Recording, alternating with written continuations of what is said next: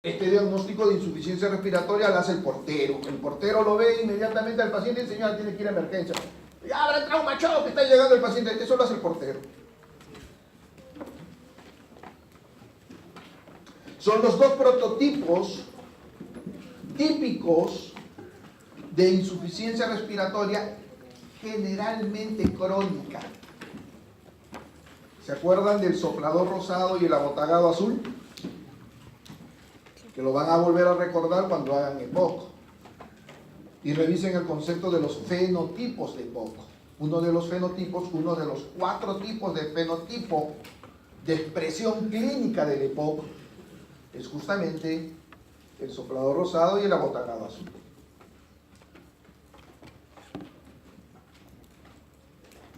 Entonces, este cuadro lo conocen bien, es un resumen de lo que tienen que tener siempre presente en neumología. Conocer qué cosa es vía aérea superior, conocer qué cosa es vía aérea inferior, conocer qué cosa es aire ambiental y cuáles son las presiones atmosféricas, qué cosa hay en sangre arterial y qué cosa es la presión arterial de oxígeno y la presión arterial de CO2, qué cosa hay en alveolo y cuánto es la presión arterial de oxígeno alveolar, cuánto es la presión arterial de CO2 alveolar.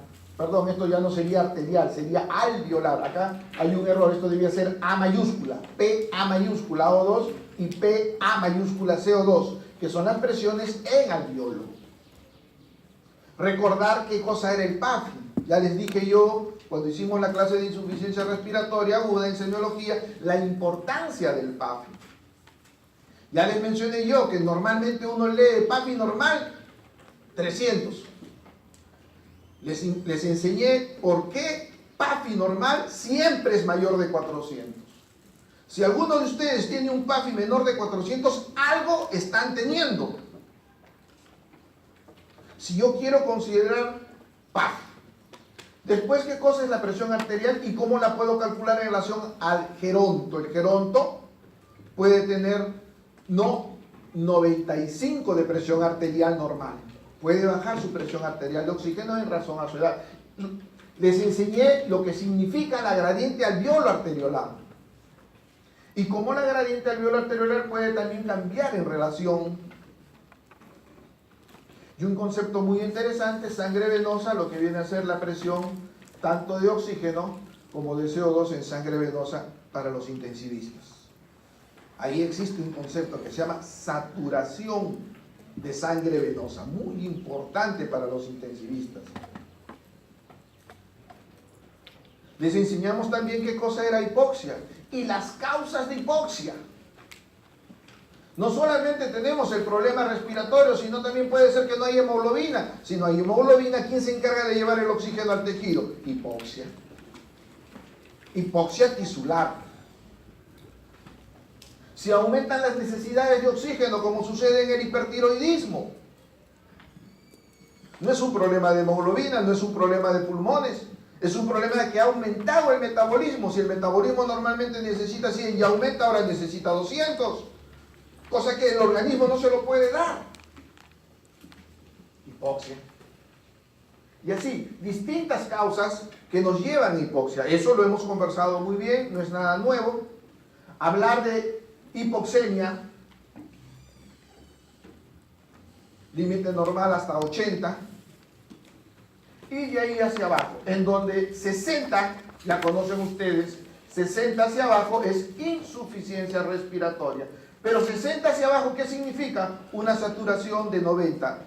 Hasta el cansancio en semiología les coloqué, porque todo el mundo ahora maneja pulso oxímetro. Cosa que no todos tienen gases arteriales a la mano para hacer. Pero sí todos también tienen un pulso oxímetro. Un paciente que llega por emergencia, le ponen su pulso oxímetro, tiene 90 de saturación, tengan la plena seguridad que ya está en insuficiencia respiratoria. Doctor, y si tiene 91, probablemente no esté en insuficiencia respiratoria. ¿Por qué? Porque insuficiencia respiratoria es de 60 hacia abajo. ¿Conocen lo de la disociación de la curva de oximoglobina? Y ahí está lo de 60. Y ahí está prácticamente 60 de PO2 con 90 de saturación. El paciente de repente está acá, en 90, pero si tiene estas características, su PO2 de repente está en 80. O si tiene estas características, está mucho más abajo a pesar de que esté en 90. Por eso el promedio siempre, fíjense en su pulso oxímetro 90. Si es por encima de 90, preocúpense un poquito. Lo normal, 95 de saturación hacia arriba. Pero si su paciente tiene menos de 90, demórense un poquito y pregúntense, ¿tiene pintadas las uñas? ¿Mi pulsoxímetro tiene pilas? Ven que el paciente no tiene pintadas las uñas, ven que su pulsoxímetro está con batería.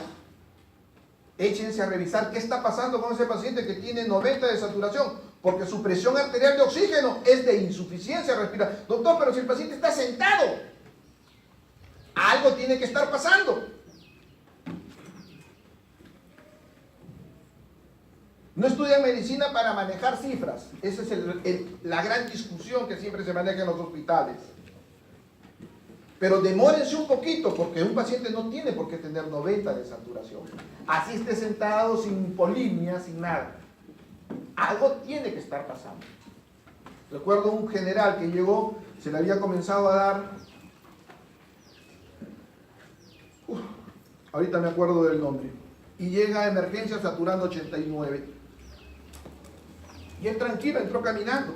Manejó su carro, entró caminando. Y la enfermera me llama... el emergencista me llama, oye Pedro, ven, mira esto, el paciente está sentado, un coronel en actividad, saturando 89, se le toman los gases arteriales, estaba con un PO2 de 57 y él estaba sentado tranquilito, estaba haciendo metemoglobinemia por el medicamento que le estaban dando.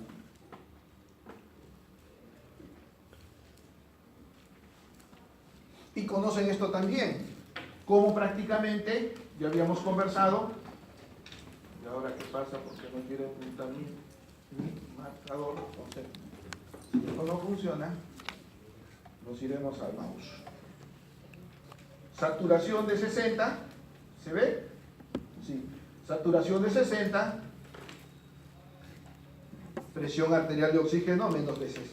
Perdón, saturación de 90, presión arterial de oxígeno menos de 60, hipoxemia, insuficiencia respiratoria. Ya no es cualquier hipoxemia, insuficiencia respiratoria.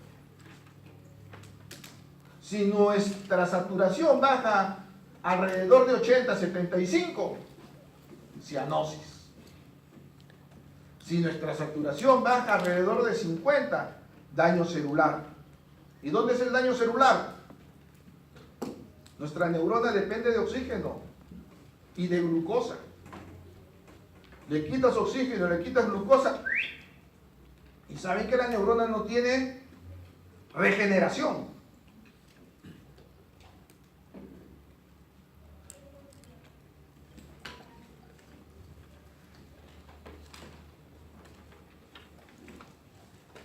Esta fue la clasificación que aprendimos.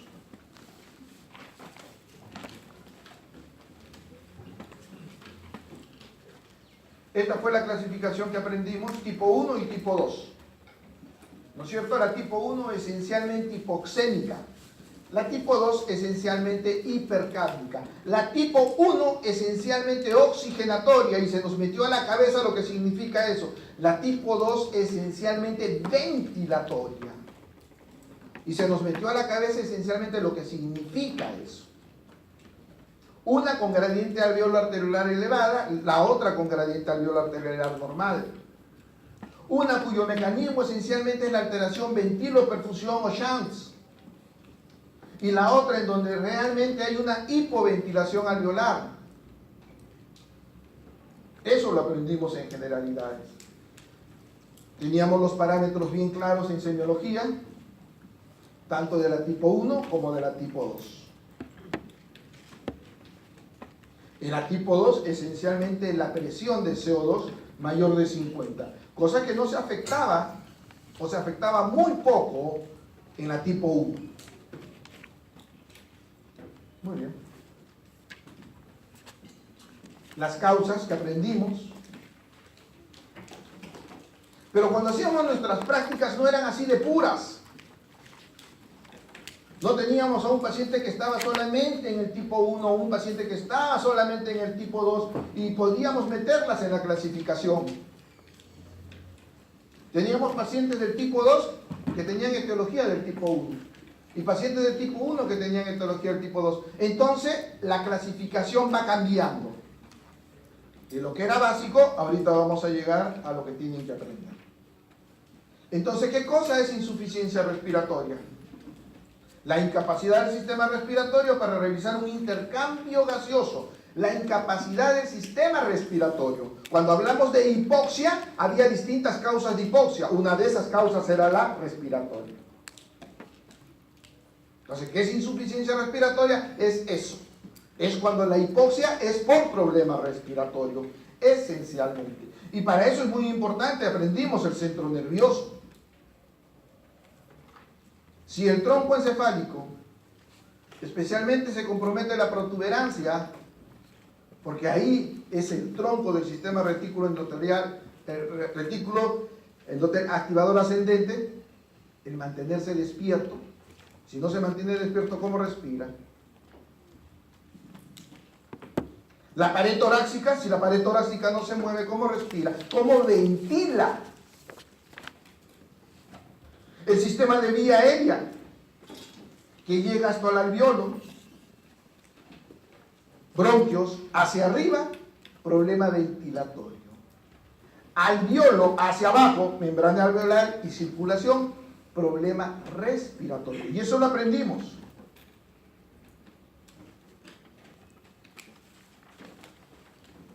Los dos tipos, PO2 menos de 60, PCO2 más de 50. Bien, Harrison y el UpToDate nos mete a esta clasificación. La clasificación eminentemente clínica. La tipo 1 es esencialmente hipoxémica. Ejemplo, la tromboembolia pulmonar. Es el ejemplo típico de la tipo 1, la tromboembolia pulmonar. Paciente que llega a emergencia, ya saben ustedes, dentro de la clínica, disnea súbita, saturando menos de 90 para que esté en insuficiencia respiratoria, ¿no es cierto? Le toman los gases arteriales, presión arterial de oxígeno, 58, 57, 56 y bajando. Pero el CO2, normal, e incluso disminuido, porque está hiperventilando, está barriendo el CO2. Esa es la tipo 1 típica. Rápido, tromboembolia pulmonar. La tipo 2, tipo hipercápnica, es la ventilatoria pura.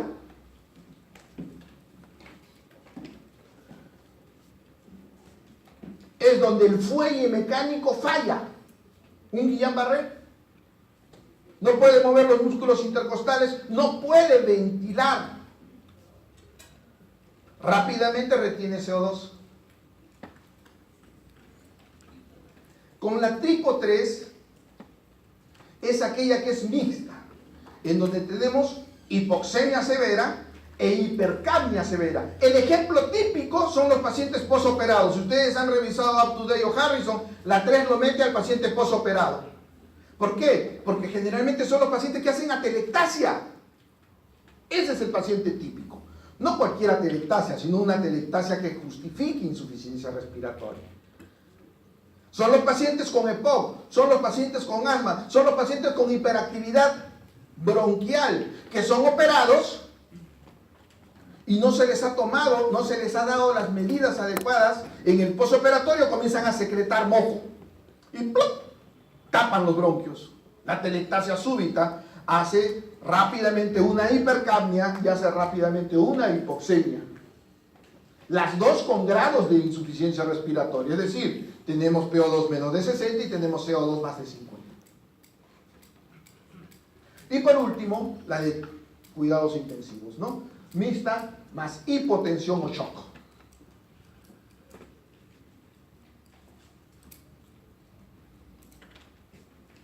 Muy bien. Entonces, si viene la pregunta, va a venir en razón a esto. Porque ya estamos en medicina 2.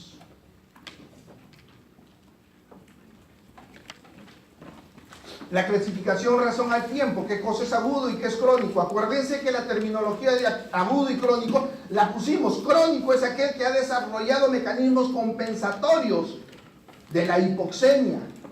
El paciente con insuficiencia respiratoria aguda que en el transcurso del tiempo ha desarrollado mecanismos compensatorios. ¿Cuáles son los mecanismos compensatorios? ¿Se acuerdan? Policitemia, hipocratismo digital, hipertensión pulmonar. Y el otro concepto de la crónica reagudizada, que cada vez los estamos viendo más en emergencia, especialmente con los pacientes gerónicos. Entonces, dentro de su fisiopatología, habíamos aprendido esos 5 mecanismos, ¿no es cierto? Disminución del FiO2,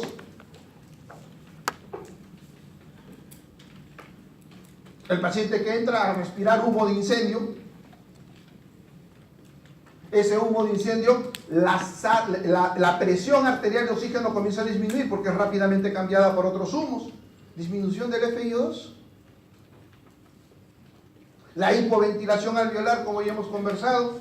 Y de ahí entramos al desequilibrio ventilo-perfusión, cortocircuito derecha-izquierda y alteraciones de difusión, que lo hemos desarrollado muy bien en la fisiopatología en Medicina 1.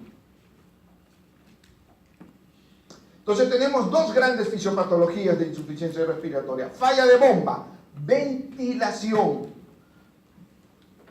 neurológico, déficit de estímulo, sobrecarga, fatiga muscular, hipercapnia. En el otro lado, alteración del intercambio, alteración de la hematosis, alteración ventiloperfusión, difusión y shunts, esencialmente hipoxémica. Esto lo teníamos muy bien claro. Estos pacientes, gradiente alveolo arteriolar, normal. Estos pacientes, gradiente alveolo arteriolar, alterado. Y ahí teníamos nuestro cuadro diferencial.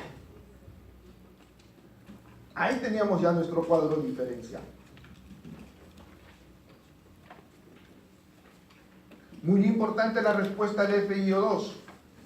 Estos pacientes tienen el gradiente alveolo arteriolar alterado, pero cuando les ofrecemos FiO2 1, es decir, oxígeno al 100%, miren, corrige el desequilibrio, corrige la alteración de difusión, corrigen parcialmente, pero ¿quién no corrige el efecto shunt?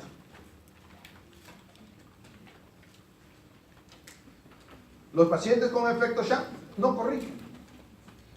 Ahorita vamos a ver eso. Entonces tenemos ahí pacientes que tienen alterada, acá se muestra esencialmente el bronquiolo terminal, pero puede estar alterado todo el alveolo. Este paciente está teniendo 55 milímetros de presión de O2. Se le da oxígeno al 100%. Miren, no cambia casi nada. Es un paciente que la ventilación, esa relación ventilo-perfusión, comienza a caer.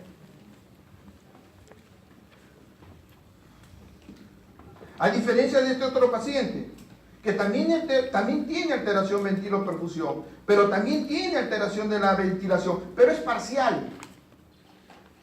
Le das oxígeno al 100% y corrige, miren. Por eso este es el consejo de esto de acá.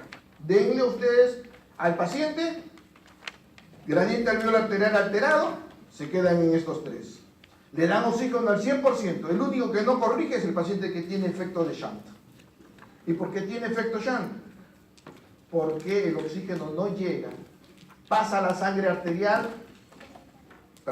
venosa pulmonar, arterial pulmonar, a convertirse en venosa pulmonar, sin cambiar el oxígeno, porque no hay cómo llegar.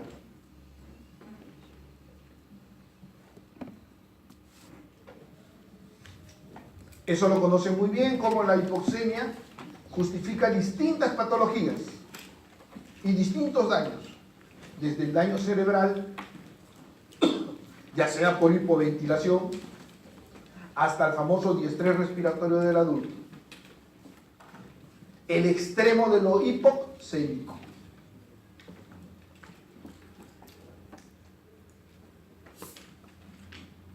El cuadro clínico lo conocen.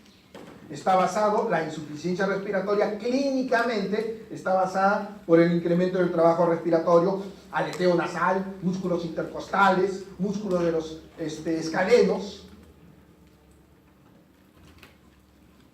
Aumento del trabajo respiratorio.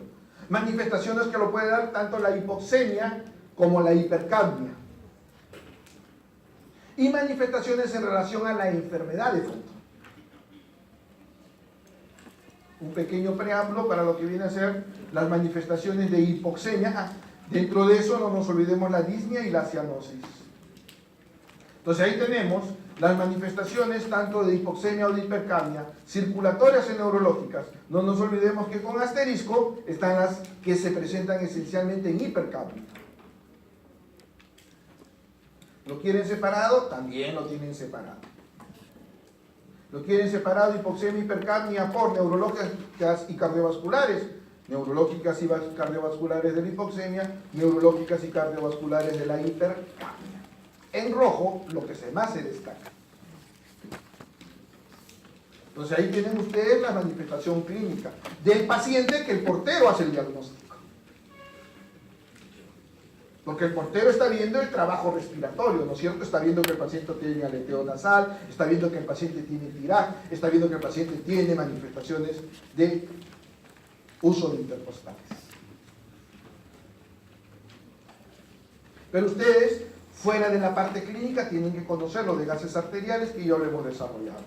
Entonces tenemos lo del gradiente alveolar arteriolar, ya lo habíamos conversado, qué cosa es normal, qué cosa es alterado, cómo los problemas pulmonares se presentan con un gradiente alveolar arteriolar elevado y cómo los problemas extrapulmonares se presentan con un gradiente alveolar arteriolar normal.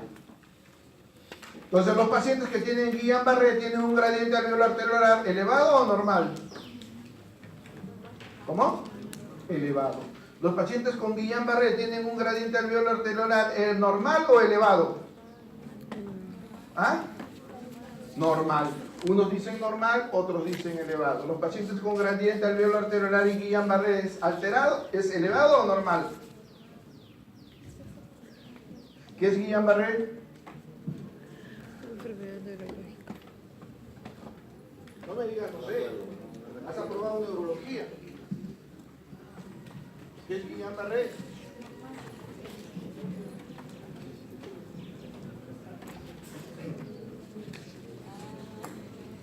La famosa radículo, neuritis aguda, en donde el paciente tiene parálisis de los músculos, dentro de ello de los músculos respiratorios. Y si el paciente tiene parálisis de los músculos respiratorios, ¿puede ventilar?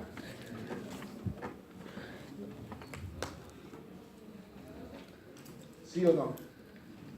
Si el paciente tiene parálisis de los músculos respiratorios, ventilatorios, ¿puede ventilar?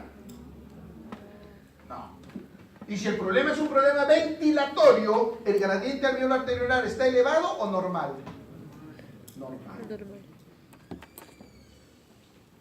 Si el paciente tiene un problema de hemorragia cerebral que comprime tronco y comienza a hacer respiración apnéutica, ¿es un problema alveolar o es un problema ventilatorio?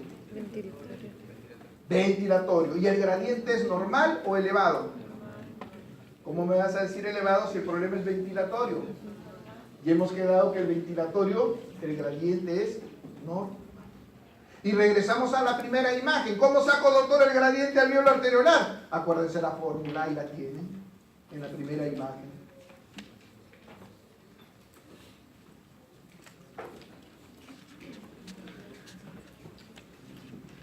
Una radiografía completamente normal. ¿Qué comienza a aparecer? Una radioopacidad que comienza a comprometer el lóbulo superior. ¿Tiene broncograma aéreo o no tiene broncograma aéreo? Sí tiene broncograma aéreo. Diagnóstico. Diagnóstico radiológico, porque no les he dado la clínica, ¿no es cierto? Un cuadro de consolidación. Es su diagnóstico radiológico. Generalmente eso es neumonía. Entonces la clínica va a ser compatible con neumonía. Pero existen otros cuadros de diagnóstico diferencial. Y eso se convierte rápidamente en esto. Miren. Entonces vamos a entrar dentro de un rato a la principal causa de radioopacidad homogénea bilateral no cardiológica. El diestrés respiratorio del adulto, el diestrés respiratorio agudo. Muy típico, ahora que nuevamente está regresando el H1N1. Muy bien. Entonces necesitamos tener algunos parámetros.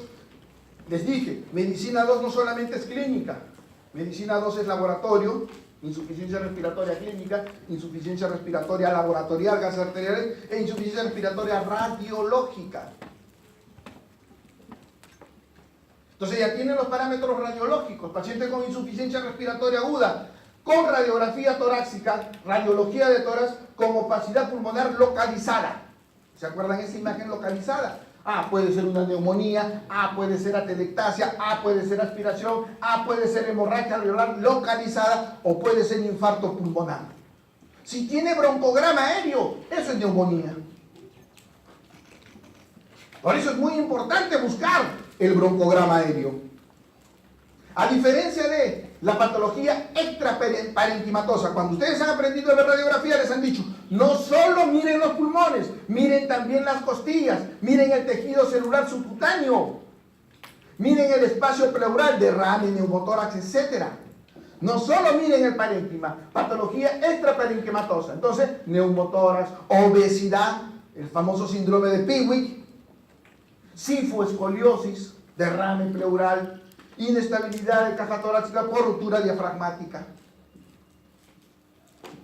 Y lo interesante de estas es que los pulmones son claros. Acá no hay ninguna radioopacidad. Y el paciente está con insuficiencia respiratoria. Hipoxémica, hipoxémica pura. Radiología con campos pulmonares claros. Obstrucción de vía aérea, entonces tenemos el EPOC, tenemos el asma. No necesitamos tener radioopacidades pulmonares para que un paciente con EPOC o asma, especialmente el asmático, esté muriéndose. Se muere con pulmones claros. Porque su patología esencialmente se está cerrando los bronquios. No es un problema alveolar. O los pacientes que tienen embolia pulmonar. Se mueren con pulmones claros. Radiología de tórax, opacidades difusas, el otro extremo.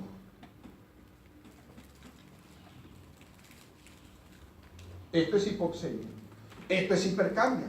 Pacientes que tienen hipercapnia con gradiente alveolar arteriolar normal. Esencialmente, como ven ustedes, es patología ventilatoria y por lo tanto los pulmones son limpios. Pero el paciente se está muriendo por retención de CO2 porque tiene una hemorragia de tronco encefálico.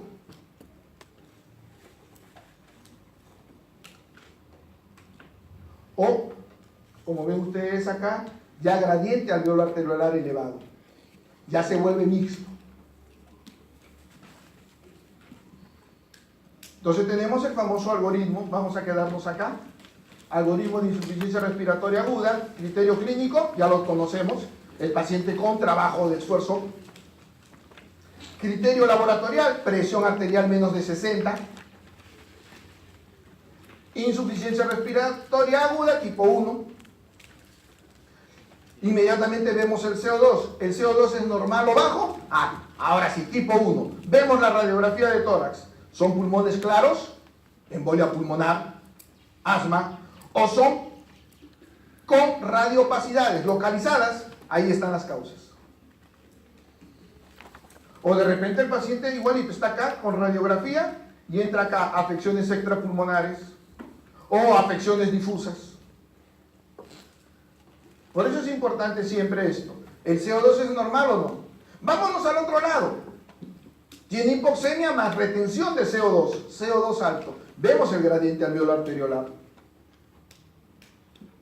Tiene CO2 elevado, pero con gradiente normal. Miren, depresión del centro respiratorio, enfermedades neuromusculares, obstrucción de la vía aérea superior, esencialmente ventiladores. Pero ya tiene gradiente alveolar arterial también alterado, entramos a las mitas. Entonces tenemos nuestro protocolo claro, empezando con la clínica, siguiendo por los gases arteriales y terminando con la radiografía. Esto es para lo mismo, pero en el caso de insuficiencia respiratoria crónica. Ese paciente que llega a emergencia con criterio de insuficiencia respiratoria, pero tiene policitemia, tiene signos de hipertensión pulmonar, tiene hipocratismo digital.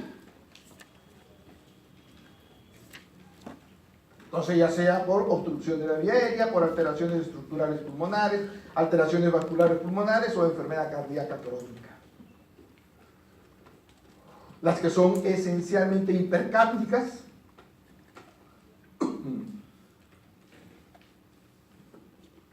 y con patología crónica pulmonar, EPOC, asma, bronquiectasias, fibrosis quística. Muy bien.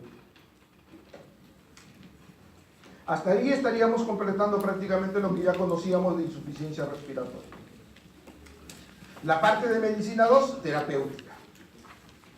Paciente con insuficiencia respiratoria aguda, nos fijamos esencialmente en el oxígeno. Paciente con hipoxemia, estamos hablando de la tipo 1. Hablo de insuficiencia respiratoria, es decir, presión arterial de oxígeno menos de 60. Cuando es agudo, me preocupo subir a por lo menos 90 de presión arterial de oxígeno. Cuando es crónico, me preocupo en mejorar la saturación. Ese paciente está con 80, con 89, su saturación me basta a mí que esté en 90. Es decir, porque el paciente crónico tolera muy bien la hipoxemia. En cambio, el paciente agudo no. No se olviden más aún, el paciente crónico, especialmente el retenedor de CO2, cambió su chip. Especialmente el retenedor de CO2 cambió su chip. Y necesita tener CO2 elevado. Tú le das 100% de oxígeno, baja el CO2. Y se deprime, se duerme.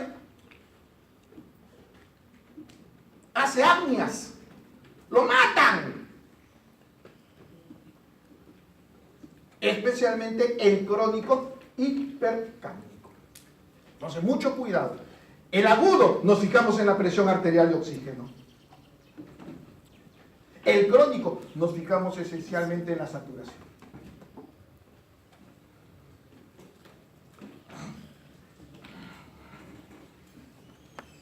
Entonces, para dar oxigenoterapia tenemos distintas máscaras, distintos materiales. Materiales de bajo flujo, cánula binasal, mascarilla simple, bolsa de reservorio. Sistemas de alto flujo, el famoso sistema Venturi. Y por último, ventilación mecánica, veremos algo del precio. Bajo flujo, inmediatamente cánula binasal. Tienen los beneficios, pero también tienen las desventajas. El viejito ese que está, le ponen cánula binasal. ¿Qué está respirando? Por la boca. ¿Está respirando oxígeno? Entonces lo que tú dices, yo le voy a dar 3 litros de oxígeno por cánula binasal. ¿Ustedes creen que está respirando 3 litros? Esa es una gran desventaja. El paciente que preferentemente respira por la boca. Tiene un problema de asma, tiene un problema de rinitis alérgica, le estamos dando oxígeno por la nariz, pero si está tapado. Es decir, la concentración de oxígeno que yo le doy con cánula binasal muchas veces no es la que yo quiero darle. No es la óptima. Entonces, esas son las desventajas. El oxígeno seca la mucosa, por eso hay que darle oxígeno húmedo, no se olviden.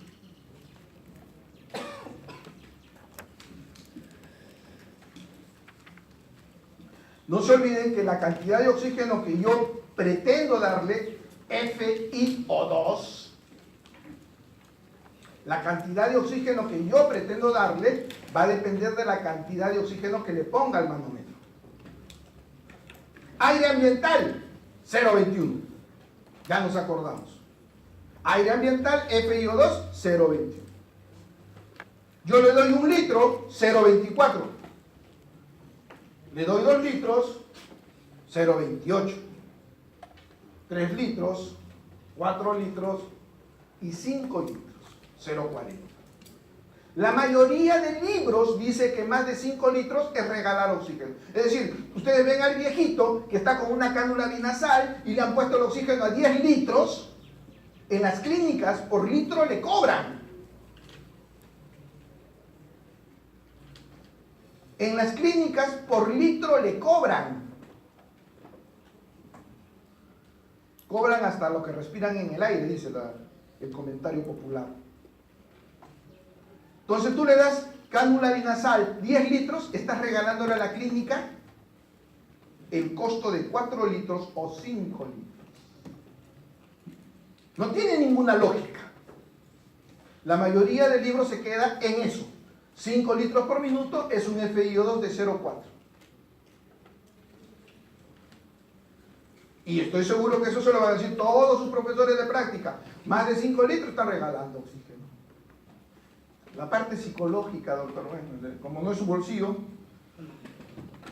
mascarilla de oxígeno simple. Tienen ahí sus indicaciones, pero también tienen sus desventajas. El paciente que se va a alimentar, le quitan la mascarilla de oxígeno para que se alimente, le satura. Entonces, todo tiene su ventaja y su desventaja. Igual la mascarilla de reservorio. Nos vamos al sistema de alto flujo. Y entrar al sistema de alto flujo es entrar a las máscaras de Venturi. Vamos a ver por qué se les llama sistema de alto flujo. Porque necesita concentraciones de oxígeno fijas. Y que nuestro aparato esté en un determinado número. Para así estar seguro que lo que le estoy ofreciendo de oxígeno sea lo adecuado.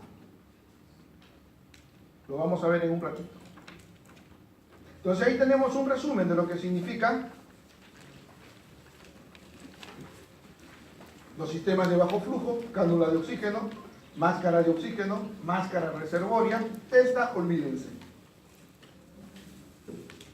Y los sistemas de Venturi. Tenemos dos tipos de sistemas de Venturi. Los hospitales depende plata para qué quieren comprar. Los dos son buenos y son adecuados. Este es uno de ellos, en donde tenemos Venturi con cánula verde y Venturi con cánula blanca. Esto a veces los marea. Estos son los sistemas de alto flujo. Alto flujo, pero baja concentración, cánula verde. Alto flujo, pero con alta concentración, cánula blanca. Si ustedes observan acá existen varios numeritos. Eso significa que si yo quiero darle, por ejemplo, un FiO2 de 15%, tengo que llevarlo a esta cánula, a esta ranura. Y esta ranura dice darle 3 litros de oxígeno. Pero para eso tengo que ponerlo acá.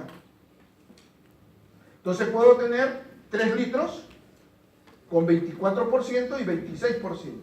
Quiero darle más, tengo que ponerle 6 litros y cambiarlo a otra posición de 28%. 6 litros, cambiarlo a otra posición de 30%. Entonces, estos son sistemas de alto flujo, cánula verde, para dar concentraciones bajas. Menos de 30%. Si yo quiero darle concentraciones altas, por encima de 30%, 35, 40 o 50%, tengo que cambiar la cánula. Estas cánulas se cambian. Este aparato es igual. Solo que por un lado está bajas concentraciones y por el otro ladito están altas concentraciones. Entonces lo único que se cambia es esta cánula. Verde si yo quiero darle bajas concentraciones y le pongo blanca si quiero darle altas concentraciones. Véanlo en sus prácticas. Este es el sistema de Venturi más común. Entonces ahí ponemos, ¿no? Distintas ranuras. 1, 2, 3 ranuras. 1, 2, 3. Quiero darle una concentración de 35%. Tengo que poner la cantidad de oxígeno 9 litros por minuto. Quiero darle 40, tengo que poner 12 litros por minuto. Quiero darle 50. Y este sistema de Venturi va acompañado de una máscara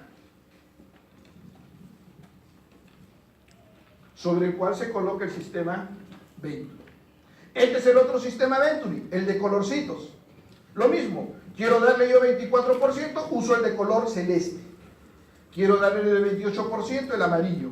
Quiero darle el 31%, blanco, etcétera, etcétera, etcétera. Y le tengo que poner esta cantidad de oxígeno.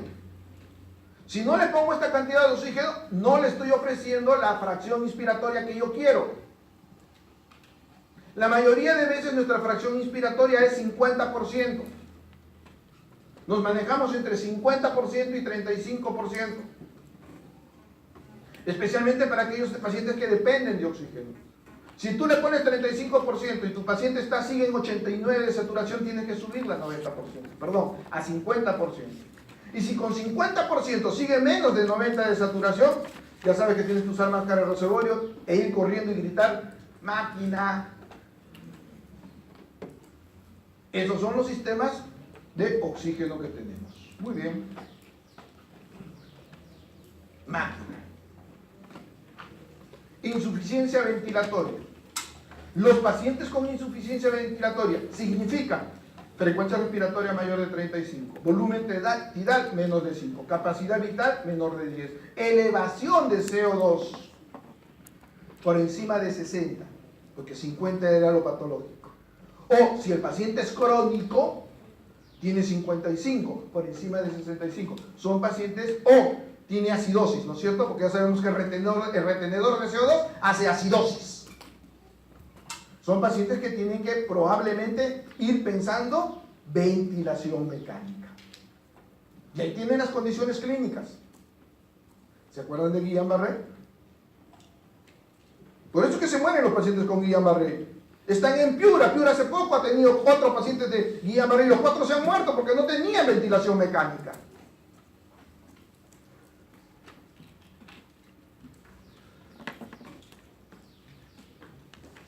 Eso fue CO2. Insuficiencia oxigenatoria, cuando el gradiente está por encima de 450. Cuando el PO2 es menos de 55, a pesar de la reserva de oxígeno, a pesar del tratamiento con oxígeno que le están dando ustedes. ¿No? La capacidad de mantener un PO2 por encima de 60, a pesar de que tiene un oxígeno al 50%.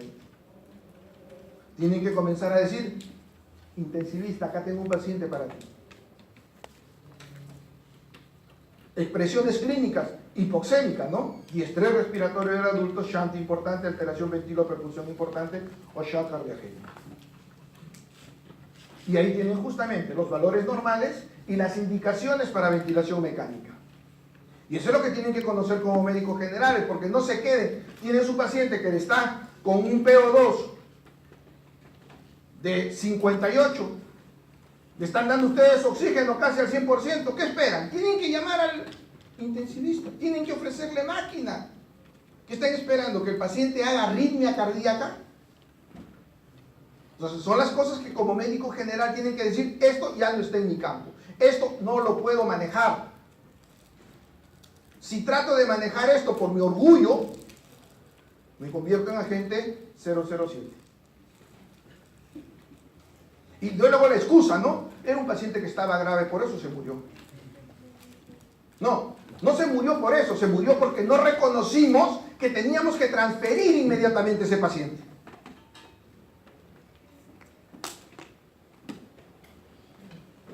Entonces son las indicaciones más frecuentes, las indicaciones clínicas más frecuentes. ¿Estamos bien? Ya entra ahorita la doctora. Bien. El cuadro clínico más típico que quería conversar con ustedes es el del diestrés respiratorio del adulto o agudo. Este es un panorama histórico de cómo empezó en 1971, 1984, 1994 y nos comemos todo eso para llegar al estado actual. Criterios para diestrés respiratorio agudo. En primer lugar, que tiene que ser agudo. ¿Qué significa agudo? Ya se parametró, menos de 7 días. Y si tiene más de 7 días, ¿puede ser agudo? Sí. Pero ya las posibilidades comienzan a bajar. Como se les toma en el examen, ¿qué es lo más probable para considerar a un paciente en estrés respiratorio agudo? 7 días, 8 días, 9 días, 10 días. Lo más probable es 7 días, porque ese es el parámetro, que es lo más probable. Entonces, primero, que sea agudo. Segundo, que tenga una radiografía de tórax con infiltrados alveolares intersticiales bilaterales. Tiene un patrón como el de la neumonía, un solo foco. ¿Eso es distrés respiratorio agudo? Es lo menos probable. Para que tenga alta probabilidad de ese diagnóstico, tiene que ser infiltrados bilaterales. Tiene que haber ausencia de hipertensión en aurícula izquierda. Y eso tiene dos significados. Uno, presión capilar pulmonar menos de 18. Pero ¿a cuántos pacientes le podemos poner un catéter Sondheim si medir presión capilar pulmonar? Solo los que están intensivos. Sin embargo, si estamos en las capitales ya tenemos un recurso, ecocardiografía.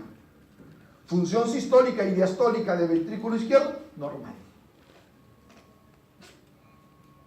Entonces, si el paciente cumple esos criterios, podemos considerarlo diestrés respiratorio del adulto. ¿Por qué es importante tener presente esa posibilidad? ¿Por qué es importante que el médico general?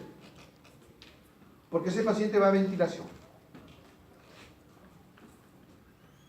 No tenemos otra forma de ofrecerle oxígeno adecuadamente.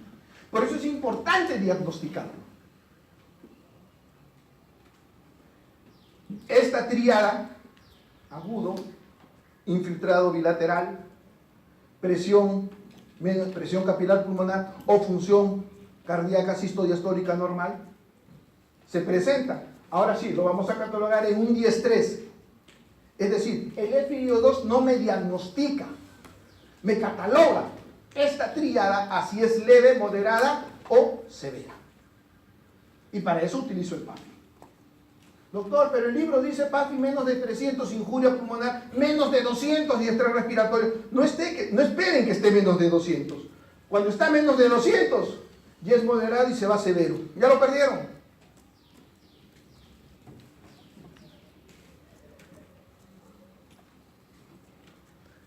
Y por último, las causas del famoso estrés respiratorio, lesiones pulmonares directas, miren.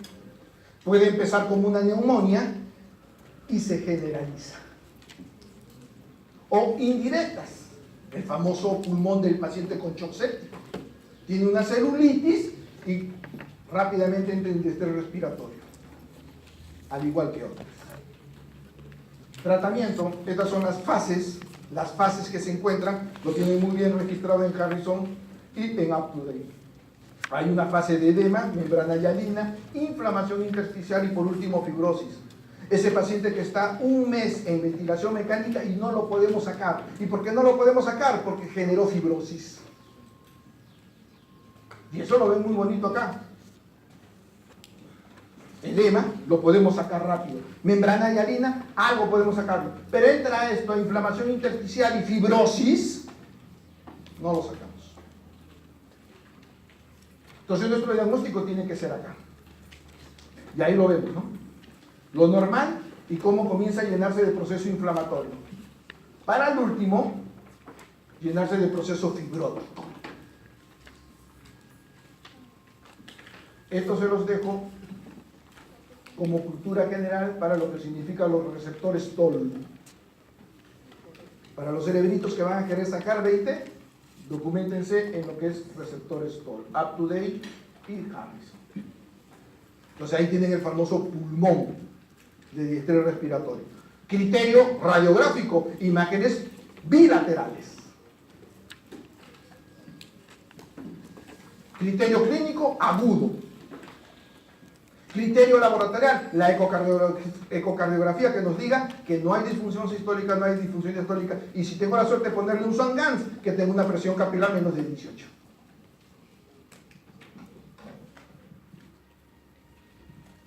Miren, hablando de broncograma aéreo, miren. Distintos estudios, le han dado corticoides, le han dado, estos son prostaglandinas, le han dado surfactantes, le han dado glucocorticoides, ketoconazol. Si bien es un poco antiguito, ¿dónde está acá la fecha? Esto es de 2016, perdón. Este es No tiene la fecha, pero es desde el 2012. Entonces, lo único que se ofrece, ventilación mecánica, para darle oxígeno. Y es ahí donde se han jugado los distintos métodos. Mientras menos PIP, presión inspiratoria, mientras menos hinchado esté el alveolo, menos lesiones secundarias se van a tener. Pero eso ya es del intensivista. Lo importante que tienen que saber ustedes es que un paciente con esos criterios, llamen al intensivista. No se queden con ese paciente. No esperen. ¿Alguna pregunta?